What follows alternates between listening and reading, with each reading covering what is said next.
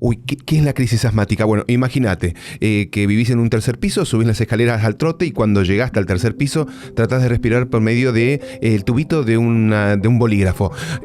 Cuesta. Bueno, ¿eso puede ser una crisis asmática? Lo vamos a preguntar. ¿Pero puedo tener asma y no darme cuenta? Bueno, hay síntomas leves y otros no tan leves. ¿Qué tenemos que tener en cuenta? Hay novedades, hay tratamientos, hay buenas noticias. Bienvenidos a Salud, un podcast donde vas a entender de medicina e innovación en tan solo un ratito. Soy Guillermo Lobo. Y yo soy Pablo Moreno y juntos vamos a entrevistar a expertos y a sacarnos dudas vitales. Bueno, hoy vamos a hablar de asma y por eso nuestro invitado es el doctor Juan Figueroa, neumonólogo infantil, y junto con el doctor Pablo Moreno vamos a hacerle una serie de preguntas. Tenemos un invitado de lujo. Pablo. Así es, Guille. Juan es un especialista en neumonología y tiene una expertise, una experiencia bastante fecunda en asma. Conduce los laboratorios de investigación de la parte neumonológica de Casará, del laboratorio Casará. Y la experiencia que tiene Juan sobre todo es en pacientes con asma. Y vos sabés que el asma es una enfermedad altamente frecuente. Nosotros los médicos decimos prevalente y muchas veces no tiene diagnóstico y al no tener diagnóstico no tiene un correcto tratamiento. Con lo cual, Figueroa, uno puede sentirse mal y no saber qué. Y hasta que llega el diagnóstico, ¿pasa mucho tiempo? Y sí, de hecho, se estima que más o menos entre el 12 y 10% de la población tiene asma. Y de esa gente, la mitad no lo sabe. Y de los que lo saben, la mitad que deberían estar tratados no se tratan. Más o menos esa es la proporción. Muy alto, Exacto. Pablo. Es muy alto, es una enfermedad muy frecuente. Pero antes de que hablemos de asma, Juan, contanos qué es el asma. El asma es una enfermedad crónica, inflamatoria de los bronquios. Y uno tiene que ver, desde la visión del paciente o la visión del médico, ¿no? El paciente lo que le pasa es que por momentos le cuesta respirar. No puede respirar, le falta el aire y eso le pasa de vez en cuando. Eso es lo que se llaman las crisis asmáticas, con lo cual el paciente suele ir a una guardia, muchas veces tienen que darle oxígeno, inyectarlo con medicación y cuando eso se resolvió, en general el paciente dice, bueno, pasó todo y sigue adelante. Para nosotros médicos lo que sabemos es que por debajo de eso hay un estado inflamatorio crónico de los bronquios, que es lo que hace que cuando aparezca algún desencadenante, que lo más frecuente son las virosis o cambios en el clima o cuestiones alérgicas, a ese individuo se le cierran los bronquios y le viene esta crisis. Alguien escuché describirlo, por ejemplo, acá estamos en un tercer piso, el estudio. Es como subir más o menos trotando 3 pisos y querer respirar por el tubito de un bolígrafo. ¿Puede ser algo así? Esa es la sensación que tiene el paciente en la crisis. Lo más complicado para nosotros, para abordarlo, es que cuando no está en crisis, el paciente entienda que tenemos que hacer algo. A ver, yo pensaba cómo explicar esto. Yo diría, un paciente que está en crisis, que se siente mal, sí, tiene sus bronquios cerrados grado 5. Y los que estamos sanos tenemos cerrado grado 0. El problema del asmático es que está todo el tiempo en grado 2 o 3. Entonces, no se da cuenta, pero está ahí de que si le pasa algo, se termine de caer al precipicio. Muy claro.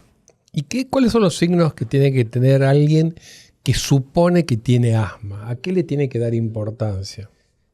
Tiene que, como decíamos antes, lo más obvio es esto de las crisis, que en algún momento directamente no puedo respirar, me falta el aire. Eso es lo obvio y eso es lo que la gente en general consulta. Ahora después, como preguntas vos, hay cosas más sutiles, menores, que básicamente son tos seca y sobre todo tos cuando uno no está con catarro, con mocos. Porque cualquier persona con resfrío, con la garganta congestionada, bueno, tose. Pero el tema es el individuo que no tengo moco, no me chorrea la nariz, pero estoy con una tosecita. Eso es un signo de que puede estar pasando algo. Y vos que sos especialista en niños, muchas veces es el único síntoma, ¿no? Muchas veces la tos crónica. Y quien lo diagnostica es la madre, porque le llama la atención y dice, mi hijo tose. Y vos le preguntás, ¿se fatiga? No, solo tose. Y muchas veces ese es el diagnóstico o es el instrumento que tenemos para pensar que tiene asma, ¿no? Exacto. Y hay además algunas cosas que uno puede añadir a esto. El calibre de los bronquios cambia durante el día y tienden más a cerrarse a la noche. Entonces también una tos que aparece o se agrava a la noche, eso es sospechoso. Y después la otra cosa es el ejercicio. El ejercicio también hace que cambien cosas en el funcionamiento de los pulmones que facilita esto de que se cierren los bronquios. Entonces, un individuo que dice, no, yo no tengo crisis, nunca fui al médico, pero cada vez que corro un poco y me agarra una tos o por ahí tengo que parar, porque a veces la gente ni siquiera se da cuenta que tiene dificultad para respirar, pero dice, me duele la panza, me cuesta el pecho. ¿El origen es genético? El origen, como de casi todas las cosas, es multicausal. Hay una parte genético, eso nosotros en particular en pediatría le damos mucha importancia. Sobre todo, esto se hereda en forma directa. Eso es un dato muy, muy importante a considerar. Una madre o un padre asmáticos, que son asmáticos ahora de grandes o que lo han sido cuando eran chicos, tienen una chance importante de transmitirle esto al hijo.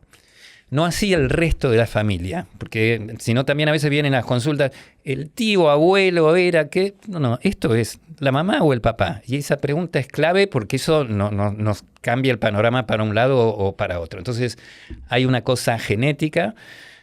Además esto se asocia muy frecuentemente, no es obligatorio, pero muy frecuentemente con otras alergias. Entonces que aparezca primero por ahí rinitis, o dermatitis, alergias de piel, eso ya dice que hay una base alérgica. Juan, vos sabés que esto aquí nos van a escuchar quienes no saben, ¿no? ¿Y qué es la rinitis? ¿Por qué está asociada al asma? Porque son todas manifestaciones de alergia, de inflamación. Uno tiene que pensar que en última instancia el tapizado de las vías respiratorias de la nariz y la piel es todo lo que, digamos, nos separa del ambiente exterior. Entonces, en última instancia, es una misma, digamos, frazada por adentro y por afuera. Y entonces hay una alta frecuencia de que si se me inflama por un lado, se me puede inflamar el otro. Es una predisposición y por eso alguien tiene rinitis, alguien tiene dermatitis y muy frecuentemente ese alguien puede tener asma también. El 80% de los asmáticos tienen, o al revés ¿me ayuda? El 80% de los asmáticos tienen rinitis y el 40% de los que tienen rinitis tienen asma. Es decir, son enfermedades muy parecidas y ya hemos hablado varias veces de la rinitis, ¿no? Y por eso hay que considerarla a veces también como el gatillo inicial, hay que tratarla, hay que pensarla, que pueden ser enfermedades de una misma vía, en términos médicos se llama vía aérea unida. El doctor Juan Figueroa había mencionado el tema de la actividad física, pero viste que nosotros en los medios estamos muy, tenés que una alimentación saludable, vida activa, actividad física. ¿El asmático debe hacer? El asmático, uno de los objetivos justamente es que lo pongamos en condiciones de hacer actividad física. Lo que pasa es que nos encontramos con eso, con un paciente que por ahí dice, no, tuve que dejar, o en los chicos, y dejó de jugar al fútbol porque se agita y entonces el profe lo saca. Bueno, no es que deje de hacer actividad, es que lo tratemos de la manera adecuada para que haga una vida igual que la de cualquiera de sus amiguitos o compañeros. Y yo creo también, Juan y Guille, que todos los que tratamos pacientes con asma, uno de los objetivos que tenemos más importante es devolver la calidad de vida. Y una de las formas de devolver la calidad de vida es que este paciente adulto o niño haga una vida totalmente normal. Un paciente con asma, hoy el objetivo es que tenga un asma totalmente controlado. Es decir, que si quiere hacer ejercicio, que haga ejercicio. Hay otro gatillante que es la risa, que si se quiere reír a carcajadas, que se ríe a carcajadas. Es decir, que tenga toda una actividad normal. Y para eso primero hay que llegar al diagnóstico, lo que muchas veces charlamos, que si tiene o no tiene asma. Y después hay que ver qué grado de severidad tiene ese asma, ¿no? Juan, hay varios grados de severidad dentro del asma, ¿no? Hay pacientes que tienen síntomas mínimos esporádicos y hay pacientes que todos los días realmente no pueden, en algún momento del día algo les pasa. Y por eso hay también diferentes complejidades de tratamiento y también hay diferentes asociaciones del asma que nos dificultan cómo manejar, como decía el paciente que tiene rinitis, si le tratamos la rinitis va a andar mejor del asma también.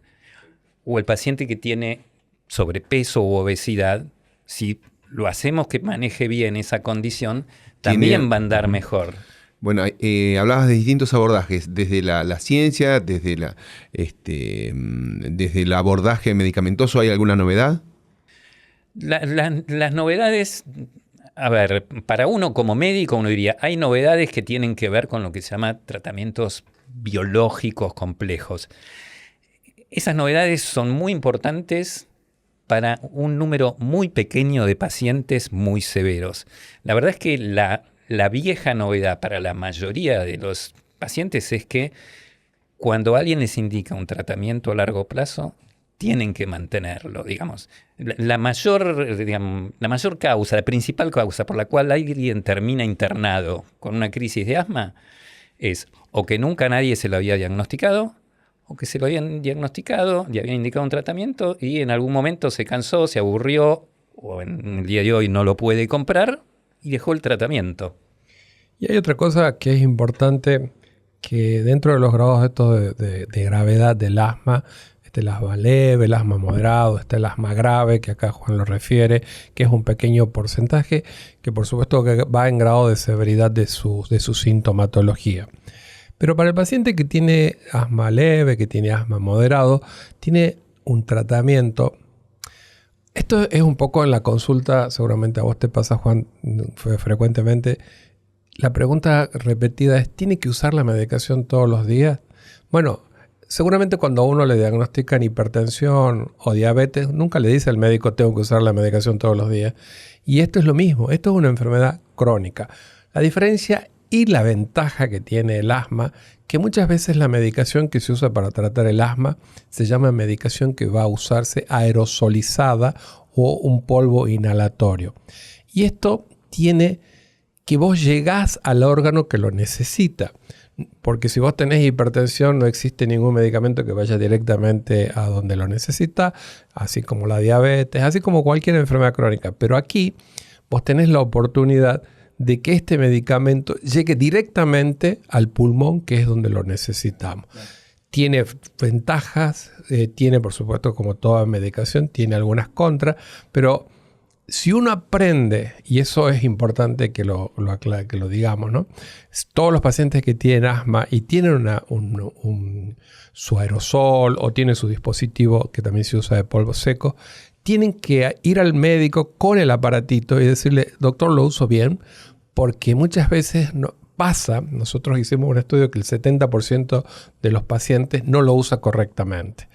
Es decir, 70%. Ese mismo número vimos nosotros el año pasado, presentábamos acá en un congreso latinoamericano una serie de 200 pacientes seguidos por nosotros y el Garraham, y vimos eso, 70% de los chicos están, por un lado, los que no cumplen, pero aún los que le ponen toda la mejor buena voluntad y esfuerzo para cumplir, lo hacen mal. Por eso siempre en una consulta, la consulta termina con, bueno, ya lo revisamos, ya todo, bueno, saque su aparatito, a ver, mamá, hágaselo. Y muchas veces, y ahí no sirve, no lo está haciendo bien, o ahí tiene una valvulita, no sé qué, que está rota y no se dio cuenta. Por eso es muy importante. Yo puedo escribir todas las recetas que quiera, pero lo que tengo que asegurarme es que la medicación llegue al pulmón. Entonces, entre mi receta y eso hay todo un camino que es lo que uno tiene que controlar permanentemente. Y vos sabés que nos pasa mucho a los médicos también que prescribimos este tipo de medicamentos, que lo damos por hecho que uno entiende al paciente. Y no siempre pasa. Y si uno tiene duda como paciente, yo puedo hablar en primera persona porque soy asmático, entonces si uno tiene duda, lo mejor es que le diga, che, ¿lo uso bien al aerosol, al dispositivo? ¿Te parece que lo uso bien? Hasta Dr. House mostraba una vez que se lo ponía acá como un perfume en el cuello. Entonces, lo importante primero es usar bien el medicamento, ¿no? Y luego, acá le vamos a dar, Juan, ¿cómo sigue un tratamiento de un paciente con asma? El tratamiento está dirigido A ver, hay dos tipos de tratamiento. Nosotros decimos tratamiento de rescate. Cuando el paciente está en la crisis y no puedo respirar, bueno, dame algo para normalizarme. Ese es el más obvio. Y después el otro tratamiento es lo que llamamos el controlador o preventivo. Es bajarlo de esto que yo decía, tiene inflamación 3 a 1 o a 0 si es posible. Y eso el paciente no se da cuenta. Eso tenemos que verlo, tenemos que escucharlo, y cuando es, en mi caso, un chico más grande o con un adulto, hay estudios, uno hace lo que se llama una espirometría, que sople en un aparato que me dice cuánto aire está soplando, y eso me ayuda a predecir, a decir, bueno, no, mira, aunque no te das cuenta, estás en el límite, así que vamos a por ahí aumentar la medicación, o no, mira, estás bárbaro, así que antes habíamos levantado y ahora podemos darnos el lujo de por unos meses bajar un cachito. Te voy a hacer, perdón, Guillermo, te voy a hacer una pregunta que va a tu subjetividad. Vos que tratás pacientes pediátricos, niños, cuando vos le instituís un paciente y que le das el tratamiento correcto y le enseñás la técnica, ¿cuánto de éxito tenés en el tratamiento ese? A ver, uno diría que lo fundamental es poder establecer el vínculo y que se mantenga. Nosotros a ningún paciente lo vemos con más distancia de cada 3 meses, por más bárbaro. ¿Pero cuántos de esos chicos pueden volver a correr?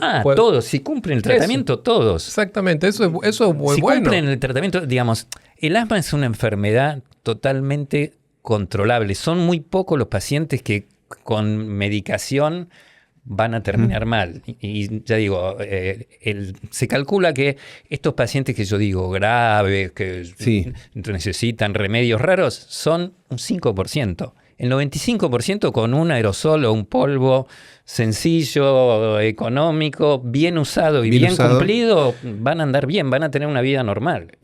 Con Pablo generalmente hablamos que la intención de este podcast es llegar a la mayor cantidad posible de gente. Ustedes hablaban de una alta tasa de personas que pueden tener asma y no lo saben, y que hay 2 buenas noticias. Calculamos que debe haber maratonistas asmáticos. Totalmente. Y cantantes asmáticos. Hay deportistas olímpicos. Perfecto. Asmáticos, sí, totalmente. Perfecto. Yo también soy asmático y corro maratones. Nunca tuve una crisis corriendo. Bueno, yo soy asmático, pero no corro maratones. Bueno, pero sos cantante. Pero nunca es tarde. Y lo dijiste, pero ¿cuáles serían los síntomas a los que les tiene que prestar atención? Los síntomas es, como cosa obvia, que alguna vez tuvo una crisis de broncoespasmo, que parece obvio, pero no es tanto, porque a veces la persona va a la guardia, en la guardia están llenos de trabajo, etcétera, etcétera, le inyectaron esto, le dieron el aerosol, la emulsión, le dijeron, listo, se fue, pero nadie le dijo, mire que esto me indica que, aunque usted esté bien, tiene que empezar un tratamiento crónico. Bueno, puede decir, tuve un ataque de pánico, puede decir. No, esto no es un ataque. El ataque es lo que se ve, pero usted lo que tiene es asma, con ataque o sin ataque, y eso necesita un tratamiento. ¿Y vos sabés que otra cosa que tenemos en contra de los que tratamos a los pacientes con asma es el mismo miedo de los colegas a decir que un paciente tiene asma por la falta de conocimiento? Yo te he contado que este año hay una organización mundial que se llama GINA, que tratamos pacientes con asma, es un poco la que nos referenciamos todos los años, y este año el lema es empoderar al paciente. El paciente tiene que saber.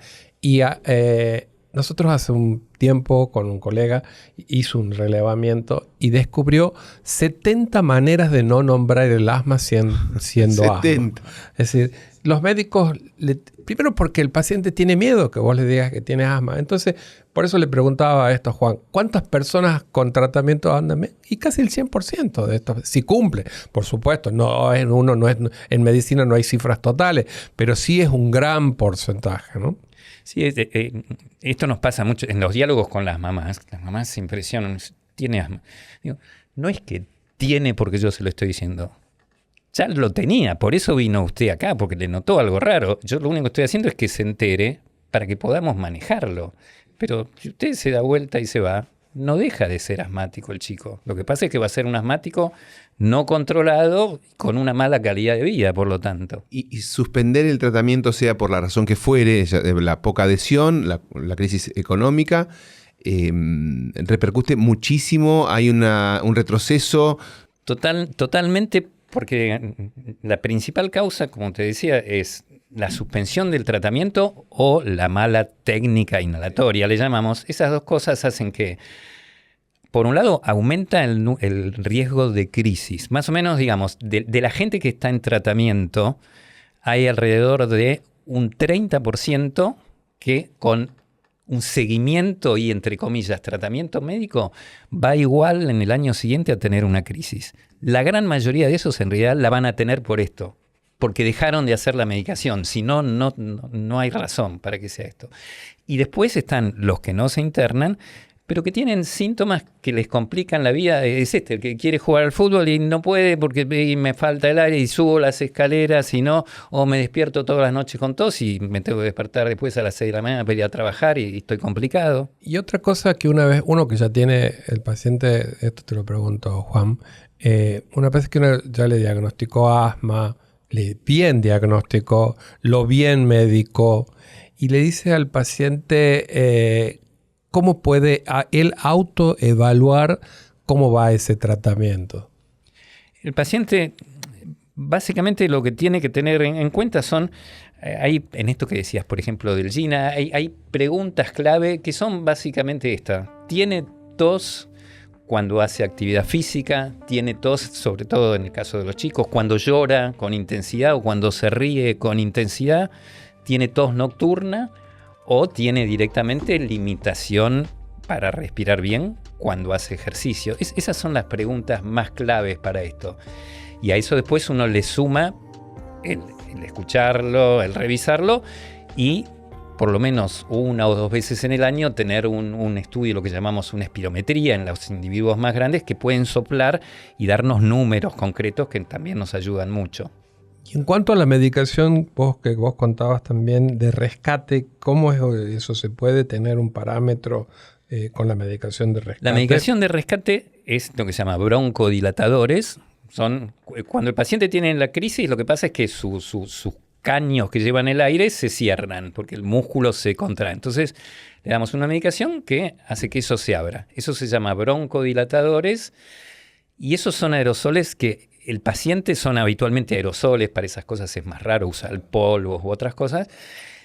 Y es parte del tratamiento y de la educación del paciente que tiene que saber cómo manejarse.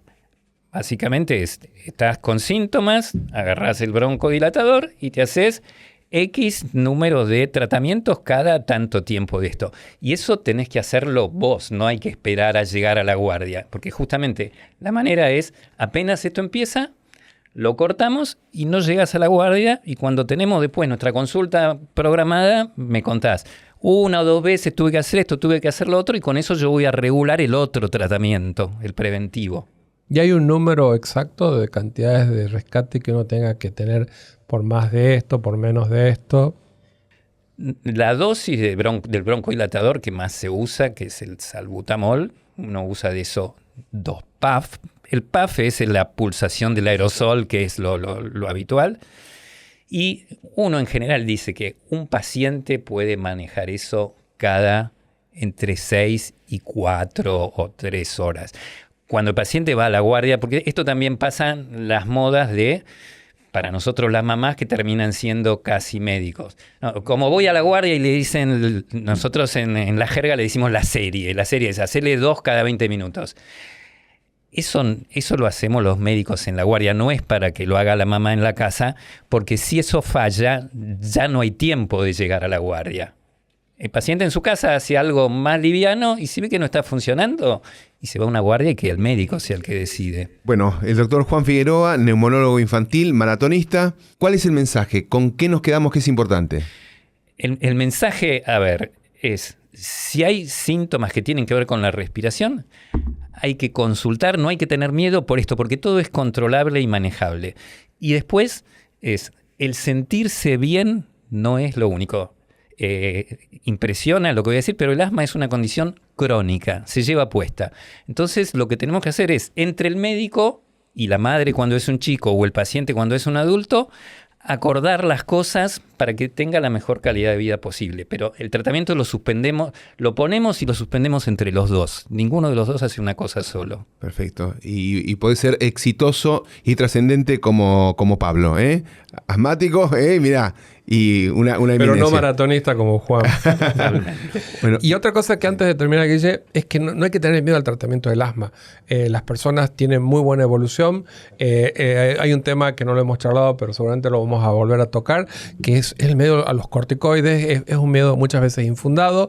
Después el miedo a los broncodilatadores, que le hacen mal al corazón. Son todos miedos infundados. El asma hoy es una enfermedad totalmente tratable. Tiene muy buena evolución, tiene una excelente evolución. Y otra cosa, no hay una edad de la vida para el inicio del asma. Si bien es más frecuente que aparezcan los niños, los adultos jóvenes, como somos nosotros unos pibes, no es excluyente, ni los adultos mayores que alguna vez llegaremos, tampoco es excluyente, ¿no? Quisimos empoderar a los pacientes, ojalá así sea. Esta es la primera de varias charlas. Gracias, Juan. No, a ustedes. Gracias por acompañarnos en Salud. Seguinos en tu aplicación de podcast favorita y si tenés algún tema del cual te interese sacar dudas sobre medicina, innovación, te esperamos en nuestras redes sociales. Este encuentro fue posible gracias a Casará. Gracias por acompañarnos.